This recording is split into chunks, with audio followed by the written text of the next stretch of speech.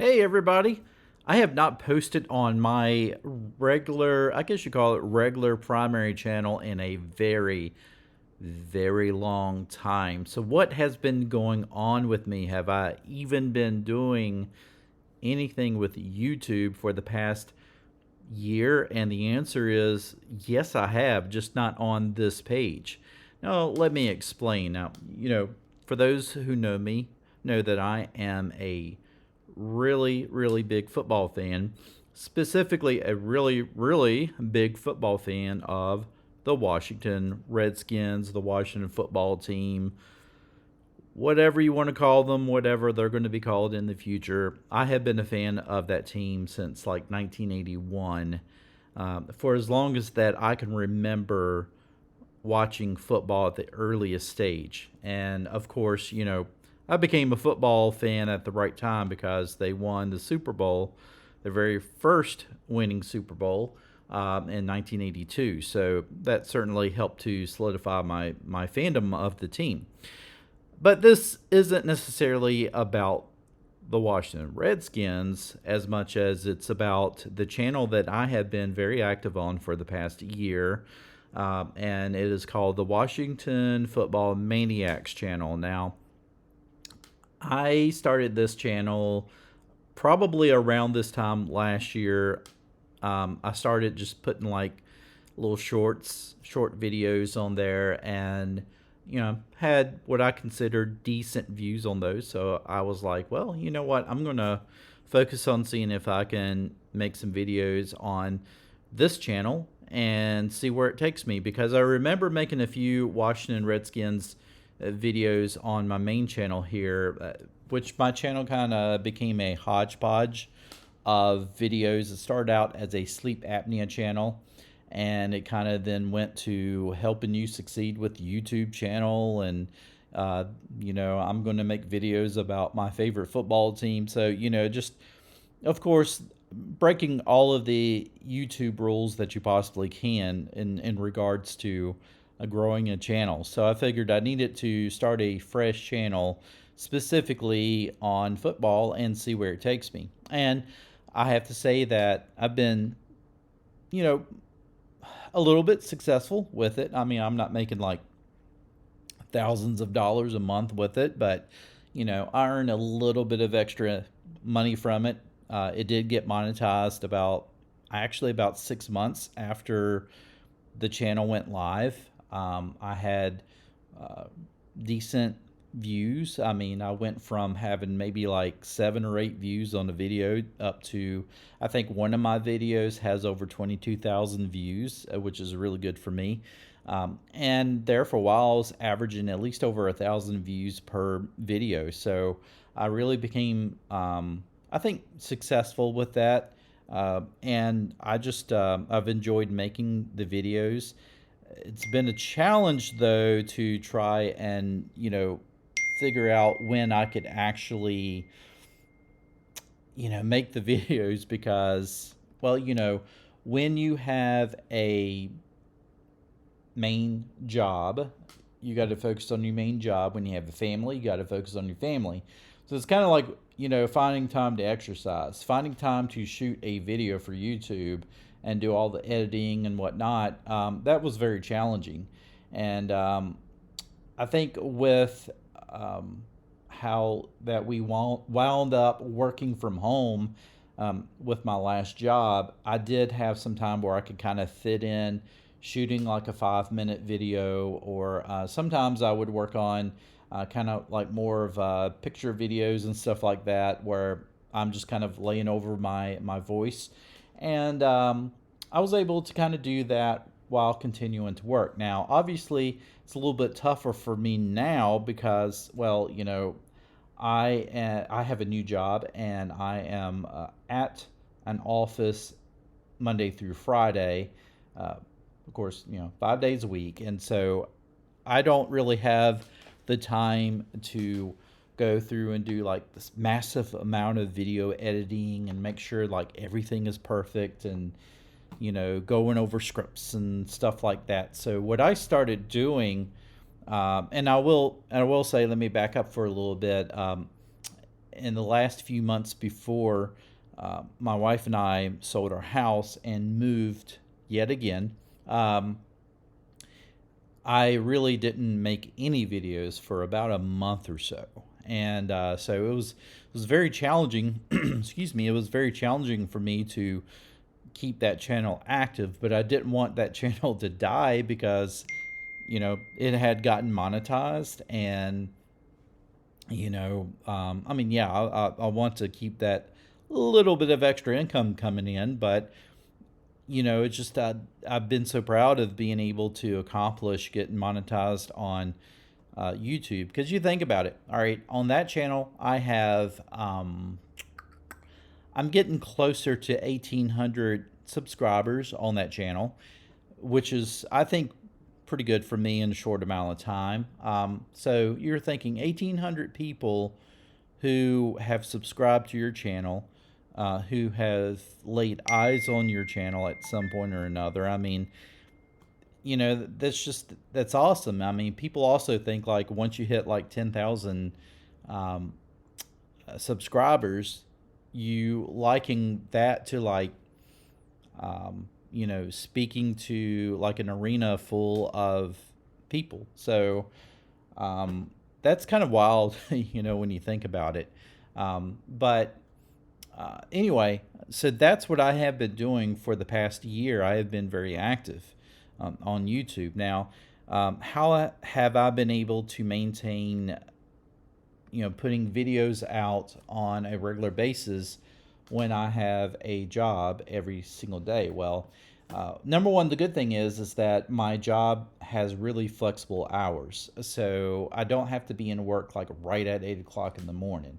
I could if I wanted to, but as long as I'm basically getting in my day, my hours are pretty flexible. So I have time in the mornings. I give myself about 5 to 10 minutes to just kind of sit and shoot like an unedited video. So, the videos aren't always like perfect in terms of me speaking and whatnot, but you know, I have been able to put out videos on almost a daily basis, and that has helped to kind of revitalize my channel and get it going, which helps the YouTube algorithm, and helps to kind of jumpstart things a little bit. So that's what I will do. I'll sit down. I'll give myself about 5 minutes. I had been like just shooting the videos on my cell phone, and then uploading them to YouTube and heading to work, and then I'll like throw together a quick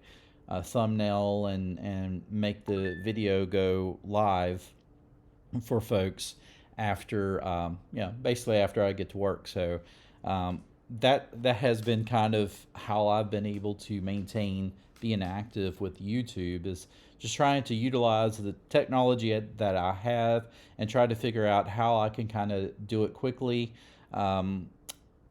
But certainly the quality of the videos kind of suffer a little bit because people don't always like to watch videos where you're sitting there going what I'm saying, I tend to have like a lot of that in my videos when I'm speaking. So the videos aren't always great. Some are better than others. One thing that I have been able to learn is a program called OBS. And so OBS helps me to do like different camera shots and scenes, and helps me to, like, if I want to bring in like a full screen of a picture. So let's say that I'm going to show Montez Sweat of the Washington football team. There you go. I'm not having to go back through like Final Cut and do editing with that. I can actually do all that through OBS live as I'm recording it, and it makes it a little bit more professional as far as a presentation. Now, obviously, I'm doing this right now through webcams, and I'm taking advantage of the new M1 Mac Pro that I have, that has an actual 1080p camera, and they've done a lot to clean up the picture quality. So I mean, it's still not the best, but it is light years ahead of what they did have on webcam. So I'm actually able to, if I can adjust the lighting a little bit more, it'll look even better. And so I've actually been able to do videos just like that without having to set up like an external camera and all that stuff. But I also have like another video camera that, another webcam that's also 1080p. And so I set that up as well as a secondary shot in OBS. So when I want to change shots, I just change it. I can either do a fade change to the next shot, or I could do a cut, which is just like basically cuts back. I don't know how to explain it other than it just quickly cuts back to the next scene. But this kind of helps to make the videos a little bit more interesting as well. So you're not just seeing someone sitting right there, head, face on, I guess, and just, talking to the camera. You can kind of make it a little bit more, I guess, interesting.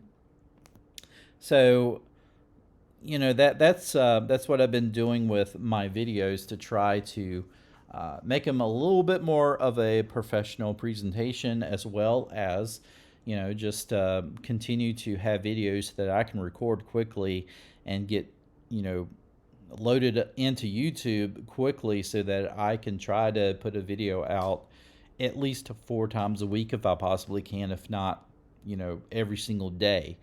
And by staying active in YouTube like that, that helps my channel to, succeed, to grow and all that. Now, the downside is that, if you're really active with putting videos out like on a daily basis, and some YouTubers, some bigger YouTubers, they put out multiple videos a day, and well, that's their job, so they're able to do that. I can't do that. I'm lucky if I put out 1 video a day.